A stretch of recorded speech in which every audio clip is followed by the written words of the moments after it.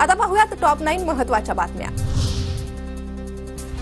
विधिमंडळाचे 10 जून पासून सुरू होणारे पावसाळी अधिवेशन पुढे ढकलले, जुलैमध्ये अधिवेशन होण्याची शक्यता।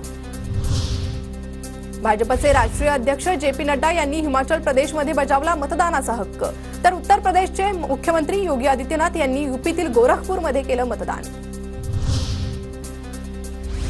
घाटकोपर फलक दुर्घटना प्रकरणी जाहिरात कंपनीच्या माजी संचालकांना अटकपूर्व जामीन नामंजूर, जान्हवी मराठेंना अटकपूर्व जामीन देण्यास सत्र न्यायालयाचा नकार। देशाच्या वार्षिक जीडीपीमध्ये लक्षणीय वाढ, जगात सर्वाधिक वेगाने प्रगती, अर्थव्यवस्थेची 8.2% झेप। राज्यातील धरणांनी तळ गाठला, धरणांमध्ये केवळ 22% पाणीसाठा शिल्लक, संभाजीनगर आणि पुण्यात सर्वात कमी पाणीसाठा, जलसंपदा विभागाची माहिती। उष्णतेच्या तीव्र लाटेने राजधानी दिल्ली होरपळली, दिल्लीत उष्माघाताने 41 जणांचा मृत्यू, मृतांमध्ये 25 निवडणूक कर्मचाऱ्यांचा समावेश। व्यावसायिक गॅस सिलेंडरच्या किमतीत 66 रुपयांची घट, ऑइल मार्केटिंग कंपनीची घोषणा, व्यावसायिक गॅस आता 1629 रुपयाला मिळणार।